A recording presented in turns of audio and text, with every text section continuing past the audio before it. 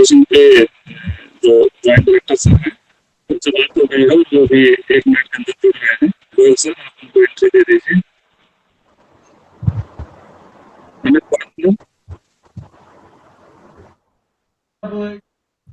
रहे हैं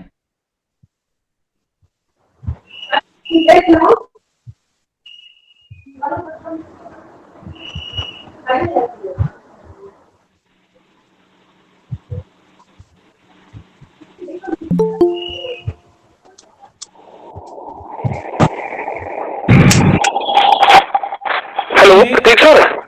अनिल कुमार। हेलो। हाँ, आवाज जा रही? प्रतीक सर, आपकी आवाज बहुत लो आ रही है। जब भी आप बोलते हैं तो आवाज बहुत दबी दबी से आती है। अच्छा, आप ठीक जा रही है? अनिल सर की आवाज सही आ रही है। अच्छा, हाँ सही है सर, एकदम क्लियर, एकदम सही। ओके ठीक ठीक है। Okay sir.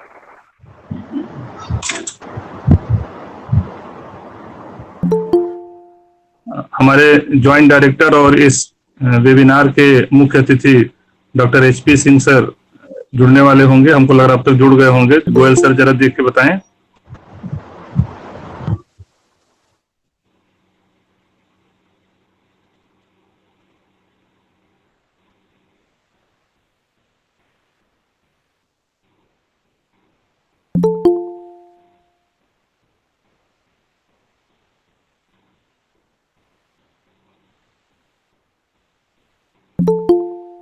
अभी नहीं जुड़े हैं सर। अच्छा, वो अभी बात हुई मेरी फोन पे, तुरंत बोल रहे हैं कि वो जुड़ रहे हैं, तो अच्छा, 2-4-10 सेकंड और वेट कर लेते हैं। हाँ हाँ बिल्कुल।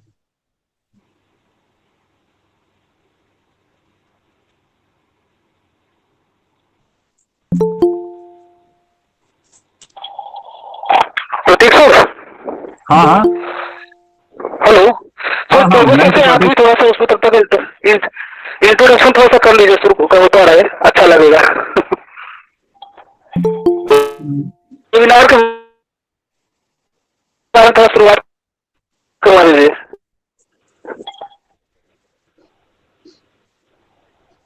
और लाइव स्ट्रीम का है इस समय। आप चाहे ओके तो ओके सर, हमारे ज्वाइंट डायरेक्टर सर, नमस्ते सर। नमस्कार सर को प्रणाम। और सर, बहुत बहुत स्वागत सर। और इस कार्यक्रम को की औपचारिक शुरुआत करते हुए जो हमारा आज का जो राष्ट्रीय वेबिनार है, NEP राष्ट्रीय NEP 2020 अध्यापक हैं और क्या चुनौतियां हैं, उस पर आज बातचीत करने के लिए हम लोग इस प्लेटफॉर्म पे एकत्रित हुए हैं। और कार्यक्रम की औपचारिक शुरुआत करने के लिए महाविद्यालय के मुखिया श्रद्धेय प्राचार्य जी को मैं आमंत्रित करना चाहूंगा कि वो आए और अतिथियों का स्वागत करते हुए कार्यक्रम को प्रारंभ करने की कृपा करें। आप प्राचार्य जी, डॉक्टर PN डोंगरे सर। धन्यवाद प्रतीक जी। आशा है कि आप लोग तो पहुंच रही है। जी सर, आवाज सुनाई पड़ रही है।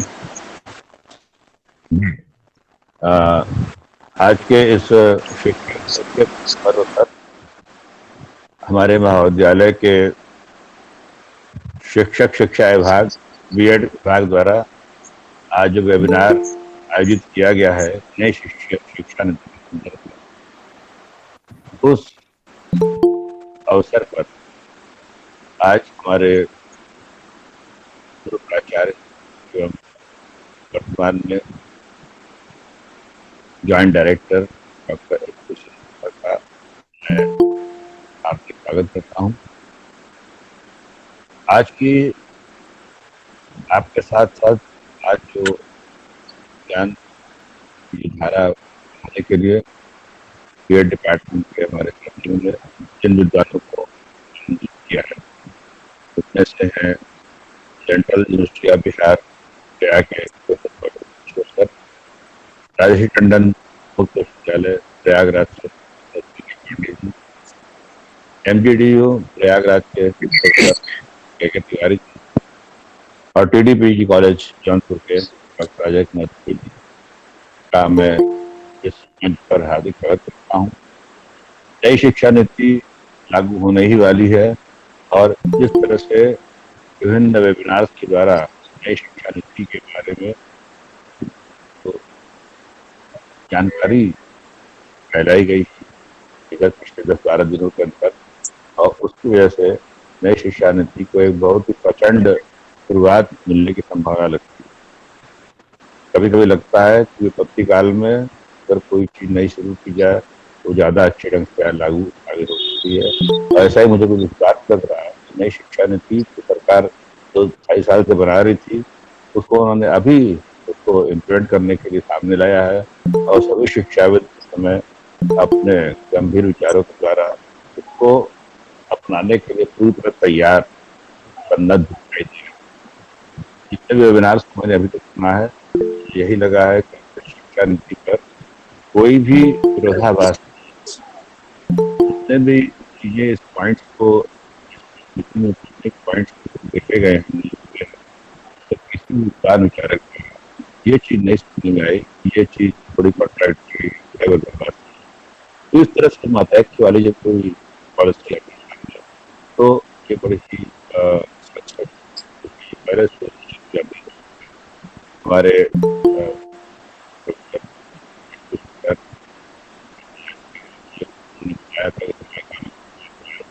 तो हम पूछूंगा कि डॉक्टर साहब को आज के इस कार्यक्रम की आशीर्वाद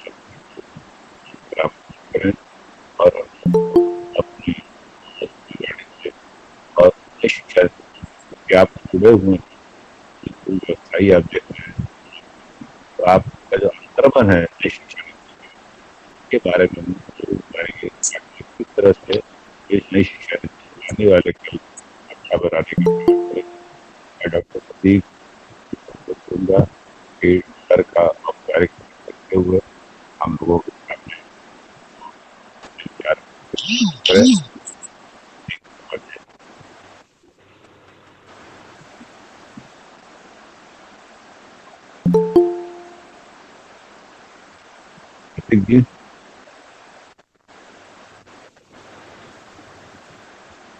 जी जी, क्या मेरी आवाज नहीं आ रही है? हाँ, आवाज आ रही है सर। बहुत बहुत धन्यवाद सर आपके इस वेलकम भाषण के लिए, वेलकम स्पीच के लिए। और इसी क्रम में मैं वेबिनार को आगे बढ़ाते हुए हमारे उच्च शिक्षा के संयुक्त निदेशक डॉक्टर HP सिंह सर से मेरा निवेदन है कि सर जो है हमारे इस कार्यक्रम के मुख्य अतिथि भी हैं, तो सर अपना उद्बोधन देने की कृपा करें। Joint director doctor HP Singh sir. हाँ प्रतीक जी, हमारी आवाज जा रही है? किस आवाज आ रही है? हेलो, आवाज आ रही है सर, आवाज आ रही है। थैंक यू प्रतीक जी। काशी निदेश राजकीय स्नातकोत्तर महाविद्यालय ज्ञानपुर के बीएड विभाग द्वारा आयोजित एक दिवसीय वेबिनार नई शिक्षा नीति 2020 के तत्वावधान में आयोजित की गई है। सर्वप्रथम मैं महाविद्यालय के प्राचार्य डॉक्टर PN डोगरे, बीएड विभाग के समस्त शिक्षकगण एवं इस वेबिनार में भाग ले रहे प्रबुद्धजन विद्वत सभी को धन्यवाद मेरी तरफ से।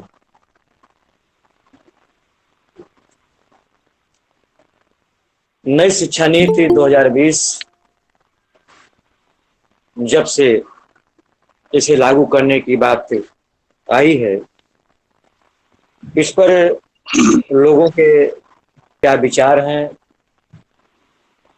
और किस प्रकार से लागू किया जाएगा, इसकी क्या अच्छाइयां हैं, इसको लेकर के पूरे देश में एक बहस चल रही है वेबिनार के माध्यम से।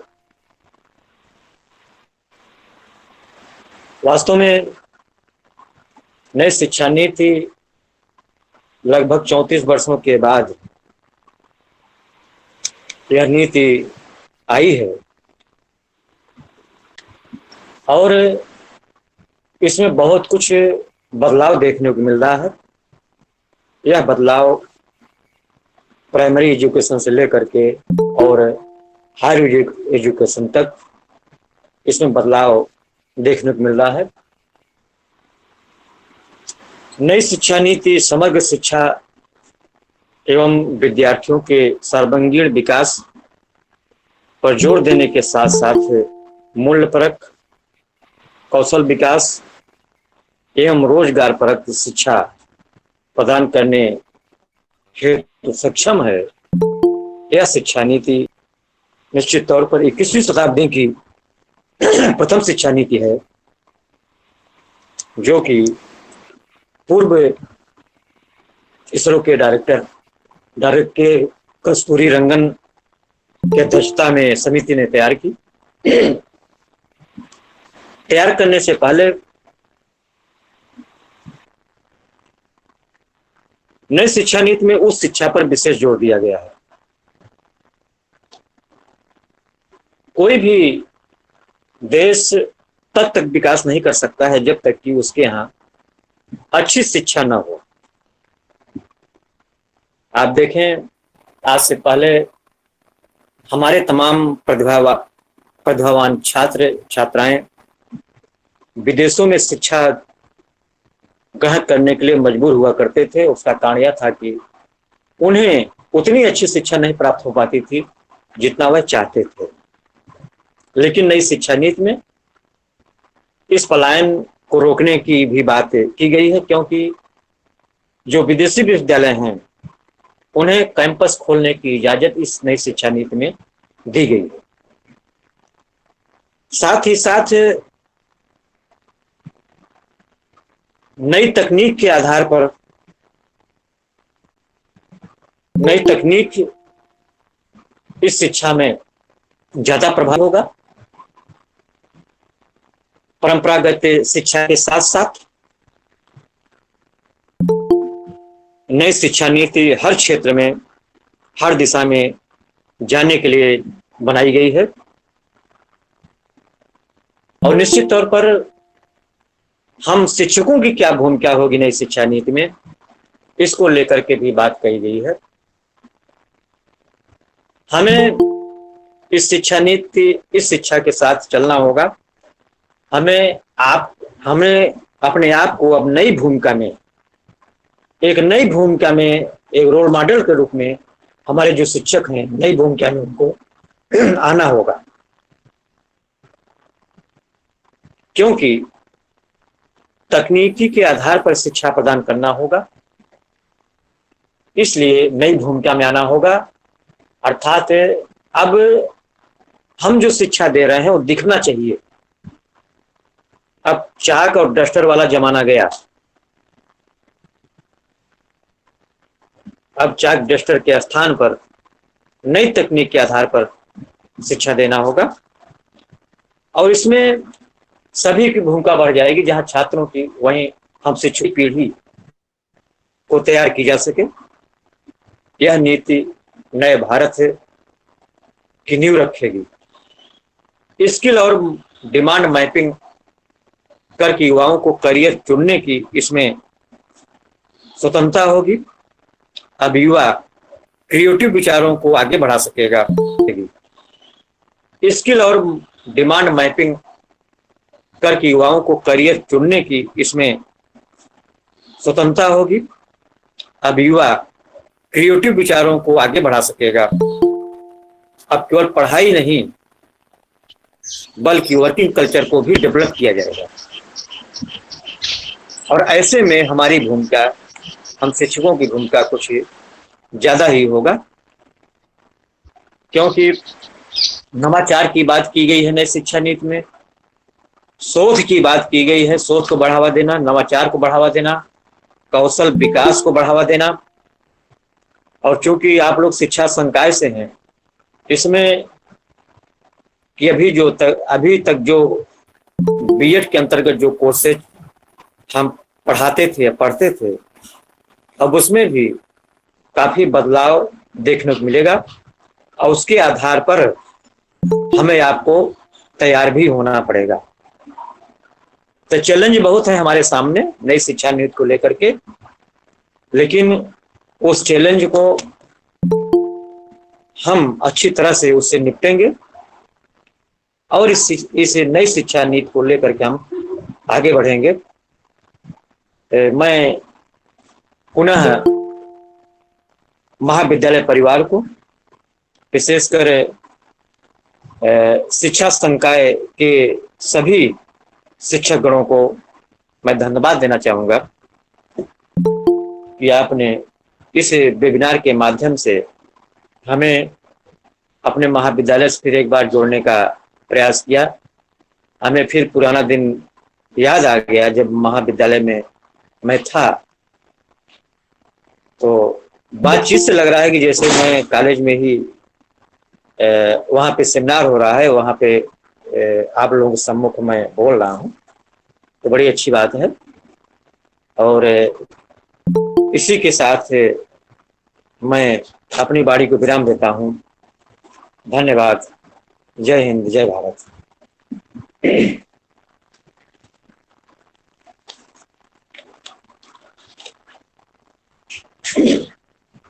हेलो, बहुत बहुत धन्यवाद सर। आवाज जा रही मेरी अमित जी? आवाज जा रही मेरी अमित जी?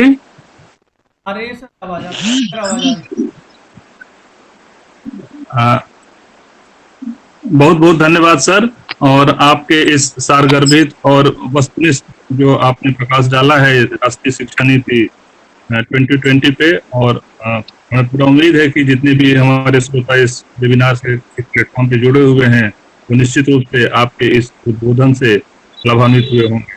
बहुत बहुत धन्यवाद sir. Thank you.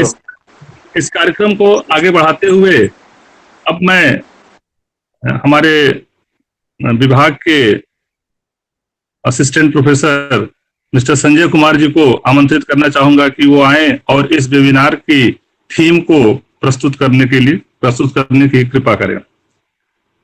Over to Sanjay Kumar जी। धन्यवाद प्रतीक जी। M I audible? मेरी आवाज आ रही है? हाँ हाँ, आ रही है।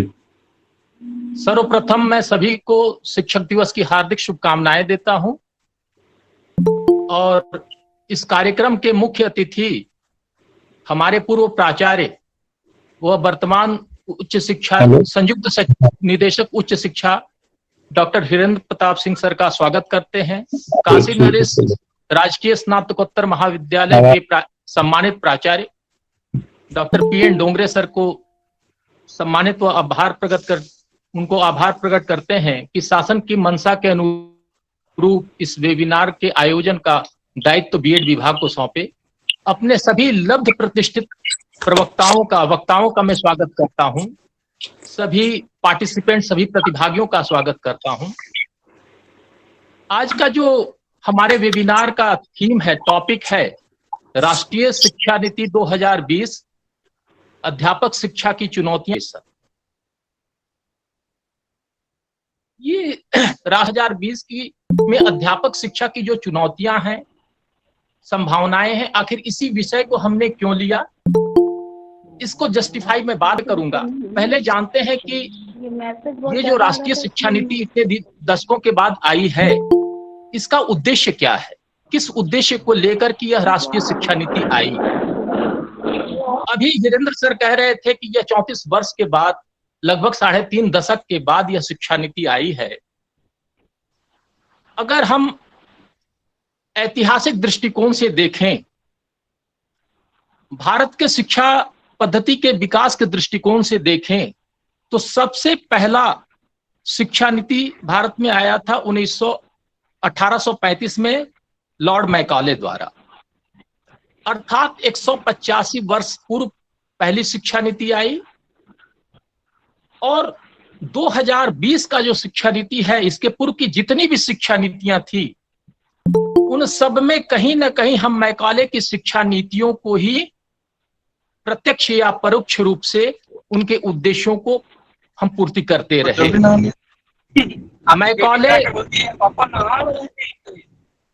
मैकाले की शिक्षा नीति जो था,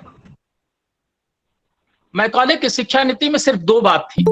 कि एक ब्रिटिश औपनिवेशिक शासन को बढ़ाने के लिए कैसे हम प्रशासक को तैयार करें, और दूसरी बात कि हम सिर्फ उत्पादक के रूप में एक मनुष्य को तैयार करें। यह शिक्षा नीति कैसे अन्य शिक्षा नीतियों से भिन्न है, हम इसके उद्देश्य से समझते हैं कि नई शिक्षा नीति या राष्ट्रीय शिक्षा नीति 2000 जैविक मानव से एक सांस्कृतिक मानव तैयार करें। हम एक ऐसा मानव, एक श्रेष्ठ मानव का निर्माण करें शिक्षा के माध्यम से, जो संस्कारवान हो, जो चरित्रवान हो, जिसमें संवेदनाएं हो, जिसमें करुणा हो, जिसमें वैज्ञानिक सोच हो, वैज्ञानिक अभिवृत्ति हो, और साथ साथ वह कौशल युक्त हो। हम ऐसा मानव को तैयार करना चाहते हैं। अगर हम पदों में विभाजित करके देखें तो नई शिक्षा नीति को या राष्ट्रीय शिक्षा नीति 2020 को 3 पदों में बांट करके इसको देखा जा सकता है। पहला पद है कि इस राष्ट्रीय शिक्षा नीति 2020 की जड़ें हमारी प्राचीन संस्कृति में जुड़ी हुई है। दूसरी बात, यह शिक्षा नीति वर्तमान के वास्तविक धरातल पर अवलंबित है। और तीसरी बात, यह शिक्षा नीति भविष्योन्मुखी है, जो कि 21वीं शताब्दी की चुनौतियों को सामना करने जैसे मनुष्यों का निर्माण करने के लिए सक्षम हो सके। अब हम आते हैं अपने तकनीकी विषय पर कि इस विषय का चुनाव हमने क्यों किया। शिक्षा नीति चाहे जैसी हो, चाहे जितना कॉम्प्रिहेंसिव हो, जितना एलेबोरेट हो, जितना सुंदर हो, उसको धरातल पर उतारने की जिम्मेदारी किसकी है? शिक्षक की है। क्लासरूम में उसको इंप्लीमेंट कौन करेगा? तो हमारा वर्तमान शिक्षक कैसा हो, उस शिक्षकों की शिक्षा कैसी हो, अध्यापक की शिक्षा कैसी हो। यानी कि सबसे पहला जो चुनौती है वर्तमान शिक्षा नीति की, कि हमको अध्यापक कैसा चाहिए। अध्यापक चाहिए भी कि नहीं चाहिए? सिर्फ टीचर चाहिए या ट्रेनर चाहिए? अगर हमको सिर्फ उत्पादक के रूप में एक मनुष्य को तैयार करना है, तब तो हमको ट्रेनर चाहिए। यदि हमें मनुष्य का निर्माण करना है, श्रेष्ठ मनुष्य का निर्माण करना है, आचरण का निर्माण करना है, तब हमें शिक्षक की आवश्यकता पड़ती है। कि वर्तमान हमारा शिक्षक कैसा हो,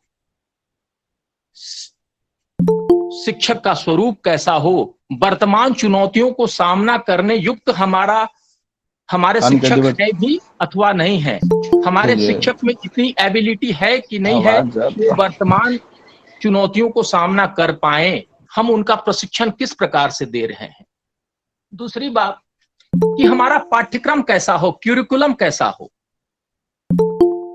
क्यूरिकुलम जब हम कहते हैं तो हम सामान्यतः उसको सिलेबस से कंफ्यूज करने लगते हैं। Syllabus is one of the part of curriculum.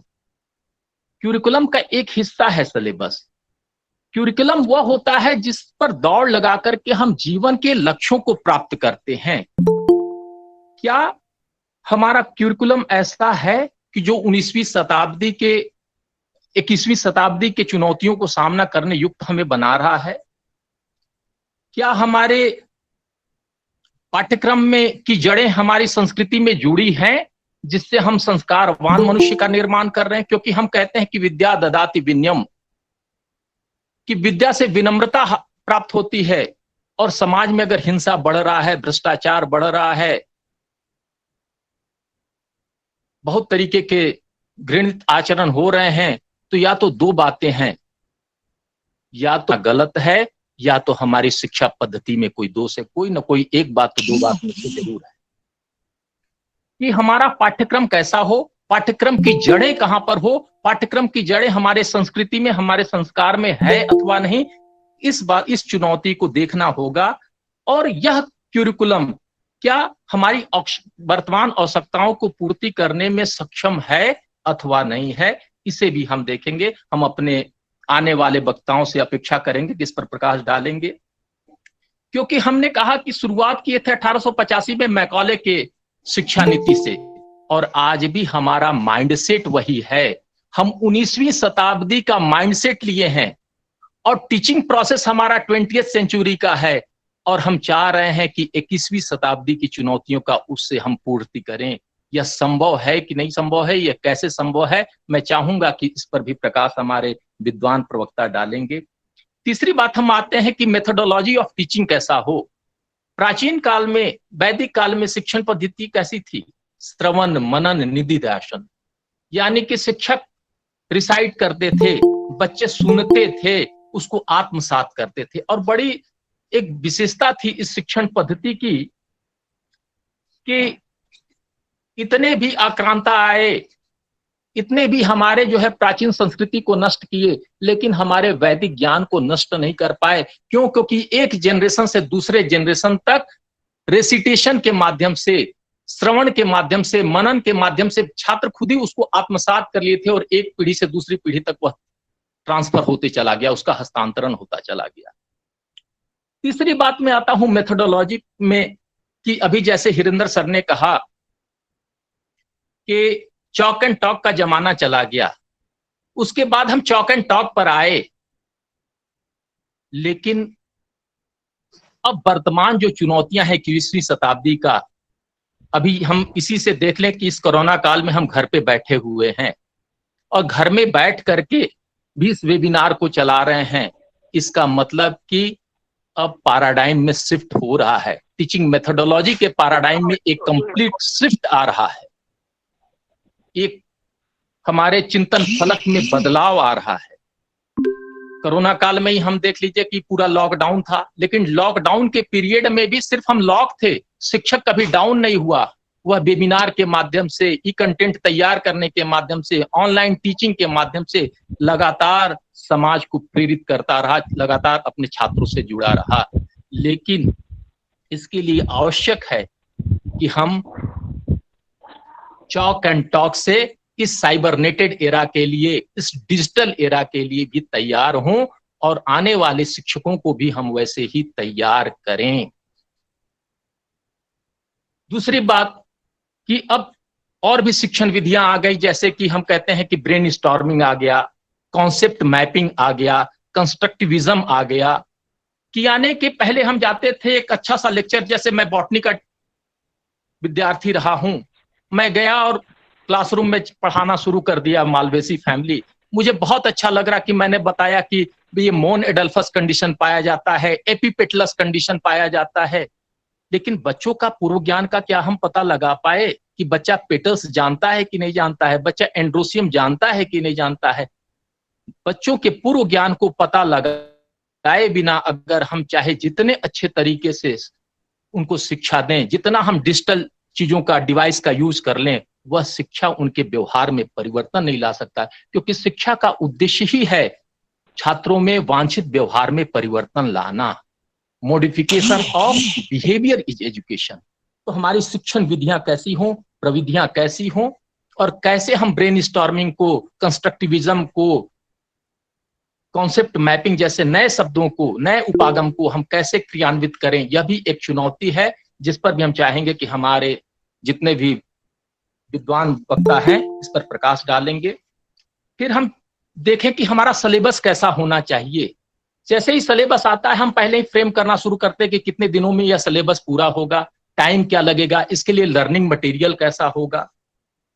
पर बात यह है कि क्या सिलेबस को कवर करना चाहिए अथवा सिलेबस को डिस्कवर करना चाहिए। डिस्कवर करने से मतलब हमारा खोज से ही नहीं है।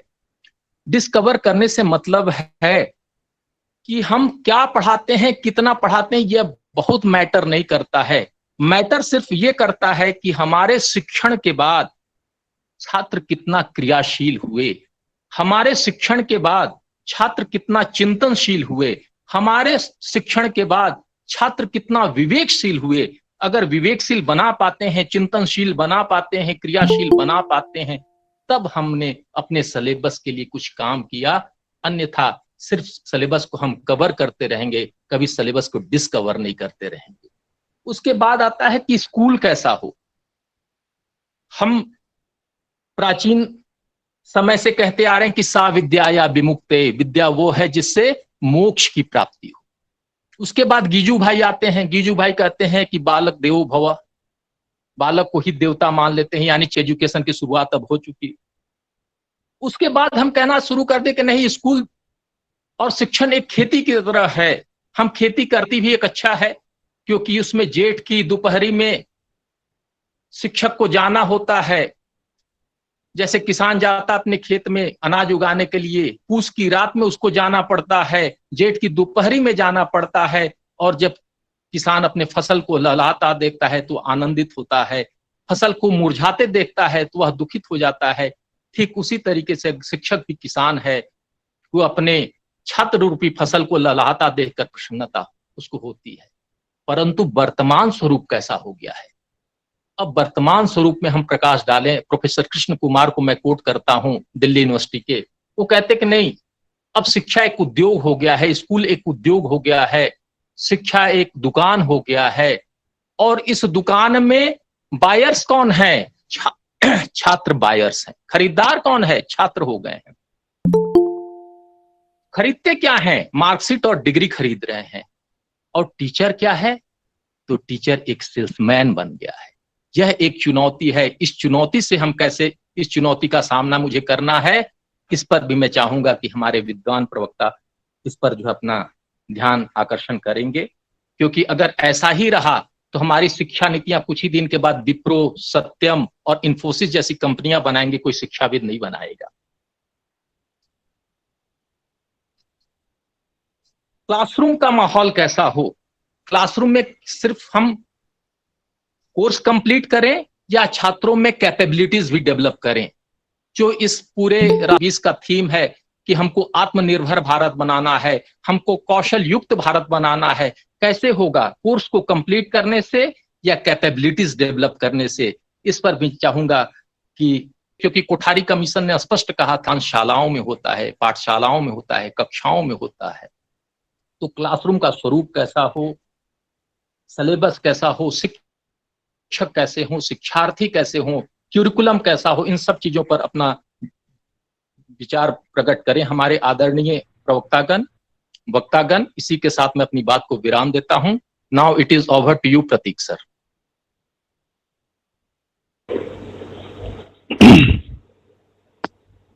बहुत बहुत धन्यवाद doctor Sanjay Kumar sir, webinar के इस थीम को इस सारगर्भित ढंग से प्रस्तुत करने के लिए।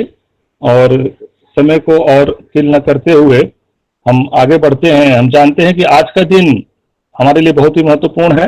एक तो काशी नरेश राजकीय स्नातकोत्तर महाविद्यालय ज्ञानपुर के बीएड विभाग द्वारा राष्ट्रीय शिक्षा नीति 2020 के जो चैलेंजेस और प्रोस्पेक्ट्स हैं टीचर एजुकेशन के संदर्भ में, उस पर हम लोग एक वेबिनार का आयोजन कर रहे हैं। और आज का दिन जो है वो एक महान दार्शनिक, शिक्षाविद, चिंतक, भारत रत्न दिन के रूप में, शिक्षक दिवस के रूप में बहुत ही प्रासंगिक हो जाता है यह विषय जब वो 5 सितंबर को इस पे जब हम बात करते हैं। और यह भी कहा गया है कि good education depends upon good teachers and goodness of teachers depends upon the quality of teacher education. तो क्वालिटी ऑफ टीचर एजुकेशन कैसी होनी चाहिए, टीचर एजुकेशन की क्वालिटी को कैसे बढ़ाया जा सकता है? राष्ट्रीय शिक्षा नीति 2020 में इसको 4 भागों में विभाजित करके बताया भी गया हुआ है कि स्कूल एजुकेशन कैसा हो, हायर एजुकेशन कैसा हो, किस तरह से हो, और मेकिंग इट हैपन माने क्रियान्वयन की रणनीति कैसे तैयार की जाए। समय को वो अब अपने प्रमुख वक्ता की तरफ चलेंगे। आज के इस वेबिनार के जो हमारे सबसे सर्वप्रथम जो टॉक करने के लिए, अपने भाषण को प्रस्तुत करने के लिए, अपनी बात को रखने के लिए जिनको हम लोगों ने आमंत्रित किया है, जिन्होंने हमें समय दिया है, आप हैं प्रोफेसर कौशल किशोर जी। सुनाई आवाज जा रही संजय जी? अमित सर आवाज आ रही? तो आज के हमारे प्रमुख जो वक्ता हैं professor Kaushal Kishore ji, dean and head school of education, central university of south Bihar करता हूं इस प्लेटफॉर्म पे।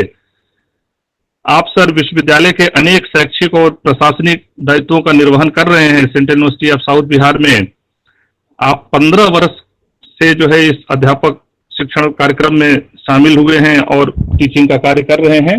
इसके अलावा आप अपने विश्वविद्यालय में चीफ प्रॉक्टर और कोऑर्डिनेटर नेशनल रिसोर्स सेंटर, जो कि Madan Mohan Malviya national mission for teacher training के लिए के अंतर्गत चलाया जा रहा है, उससे भी आप कोऑर्डिनेटर हैं। 40 से भी अधिक रिसर्च पेपर जो है वो बहुत ही भारत के रेप्यूटेड जर्नल्स में और इंटरनेशनल जर्नल्स में भी जो कि हमारे अध्यापक शिक्षा की सबसे पुराना संगठन है, Indian association for teacher education, आप उसके ज्वाइंट सेक्रेटरी भी हैं।